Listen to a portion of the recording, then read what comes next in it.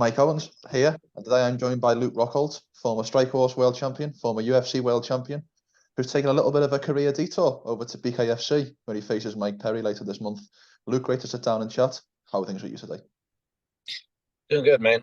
Adapting to the new game, and it's fun. It's like a beginning of a new career. It's exciting. I guess the first question I've got to ask is, and I think this is the question everyone wants to know, is why Mike Perry and why BKFC? I think Mike Perry's got something about him. It's entertaining. It's exciting. He thinks less of me, and it's time to fucking make him respect me more, and it's time to make the world respect me more. I think this is a great opportunity to have both proving grounds. I think it's fun. It is different, and they pay what we deserve. You know what I mean? They're actually out there, and I think the fans, there's something to it, man. Bare knuckle is raw. It's a journey of combat sports, and this is something I think I have to do. I think you talk to a lot of real fighters, the real fighters, not the competitors. The real fighters are intrigued by this, and they want to test themselves in this world. And I'm no different. You talked there about it being raw, about it being something slightly different. If we talk about your last fight against Paulo Costa, that was raw, and that was something slightly different.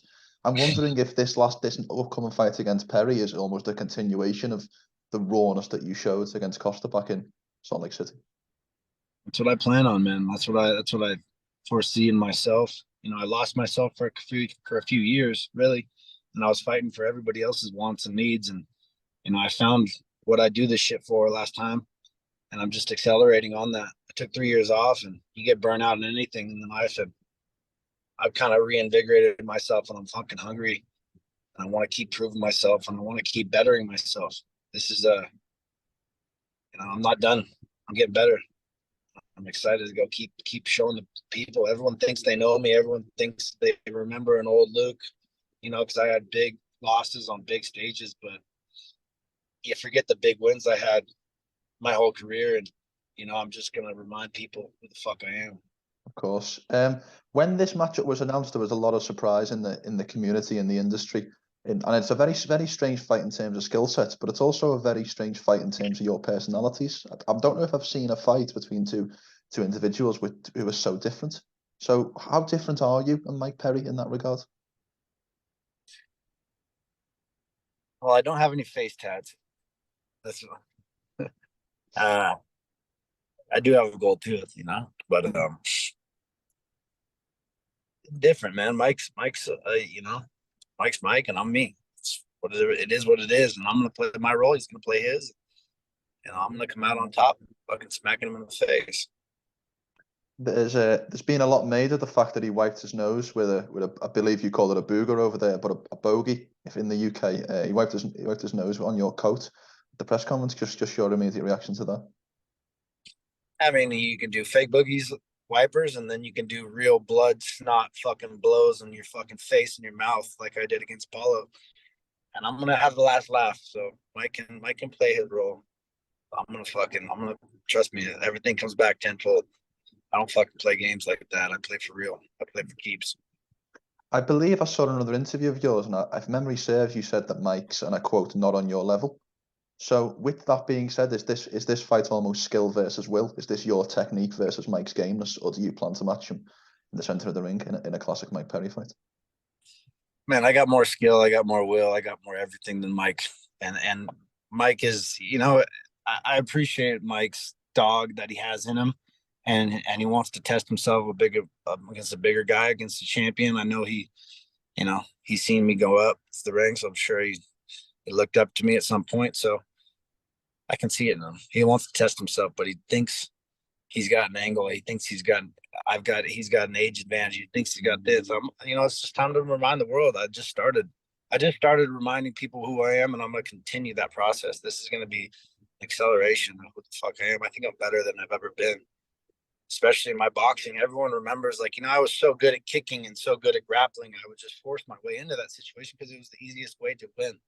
I'm not a dumb fighter. I'm going to fight the smartest way possible. And it lacked my boxing skills. It took away, and I jeopardized myself in other realms. But I can box. mind you, I'm gonna show people who the fuck I am, and I think people will be entertained for sure. I'm gonna come out there and fight, no matter what happens. I'm gonna come out there and fight like a fucking dog. Best question mark kick in the game, Luke, but we'll leave that there. Hopefully you don't throw one of those on the 29th of April. Nevertheless, you mentioned your boxing there. I can obviously see Jason Perillo from Perillo Boxing, and obviously Chito Vera's coach. Shout out Right? Jason Perillo. With that being said, BKFC is in many ways a hybrid between boxing and MMA, because there's certain skills that translate over from MMA into BKFC. So with that said, Yeah. how do you structure your camp? Do you just go full into the boxing mode, or do you incorporate clinch work and all of that? Yeah, I think there's clinch work, there's wrestling. Man, I've wrestled my whole life, and Mike hasn't have this. You know, I can implement my wrestling, my strategy. I've always been a Greco-Roman style wrestler, and so getting on him and making him feel my weight, my size, getting above him, and then implementing, you know, angles and fucking cracking him. I'm gonna use my length. Obviously, I'm longer than the guy, and I feel like I have more advantages and skill and thoughtfulness, a little smarter, a little quicker. Um, Mike falls in, and I'm gonna let him fall in and get cracked. With that said, this is obviously your first endeavour in BKFC. Mike has established himself as, in many ways, the star or the poster boy currently at BKFC with what he's done with the Julian Lane and the MVP fight.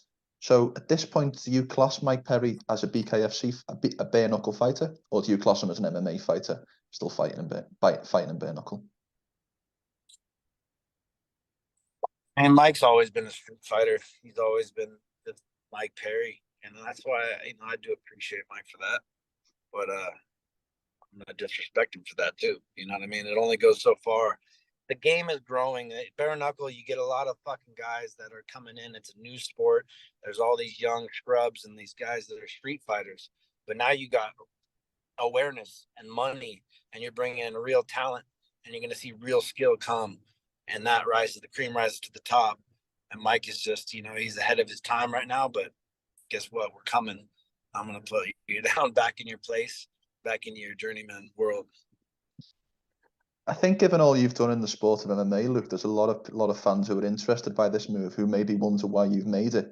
And I wonder if my theory is that it's the fear of the unknown that intrigues you, the fear of having not done this and having had a little bit of a look at what it can look like. You're intrigued by it. Is that a fair assessment? It's fair. It's intriguing. I think everyone's intrigued by it. It's real, and it's like, you know, I've had a lot of street fights growing up, but to do it on stage and to think about a guy, you know, with no gloves, this little thing that you take away, and just being able to rely on that, you know, handicapping yourself into the boxing realm. It's fun. It's new, and I need something. You know, we all need change in life. We all need, you know, challenges, and so this is it. I'm ready. This is obviously a I'm ready to go. one fight deal, as you've mentioned in other interviews with BKFC. Obviously, Mike, as we mentioned, is one of the biggest names in the company. But is there any potential that you stay on for a second fight if you like it? Is there other names that intrigue you, whether they're currently inside or outside of the organization? I think, you know, I've done enough in my career where I've got that freedom to be my own promoter per se, and this is what fighting should be. You know, this is where people like me and others could change and dictate your direction or what you want, and not be locked into some bullshit contracts.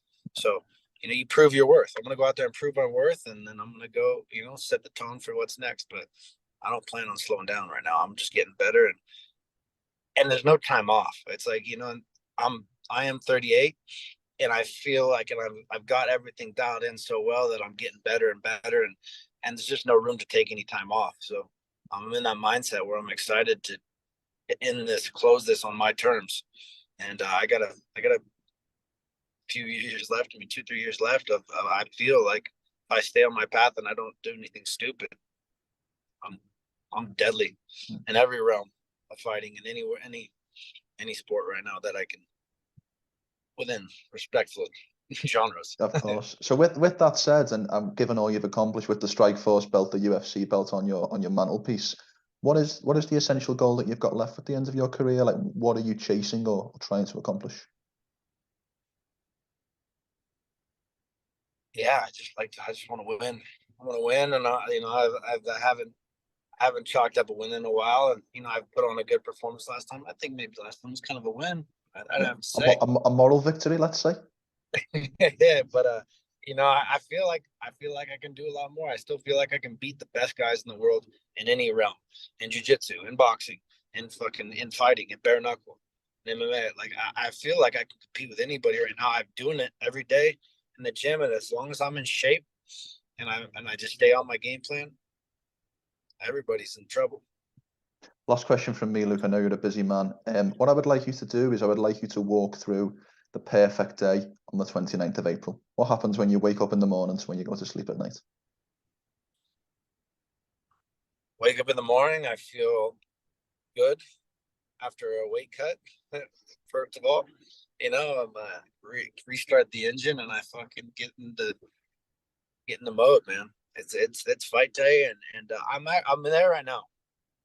I've kind of switched in and really starting to understand this fight game, this bare knuckle game, and I'm accepting it. And that's the thing. It's so new. It's like I've accepted it in my mind now. I'm ready to go in there and nothing's gonna change from here to fight day. So I can see Mike every day gets more clear how he's gonna come and how I'm gonna react and how I'm gonna fucking execute. And I see myself putting this kid face down. I love it. Ass up. Thanks, Dana. I love it. Well, Luke, thank you for the time. It was truly a pleasure to get some of your time, and I wish you the best of luck in this upcoming fight and can't wait to see it. Thank you.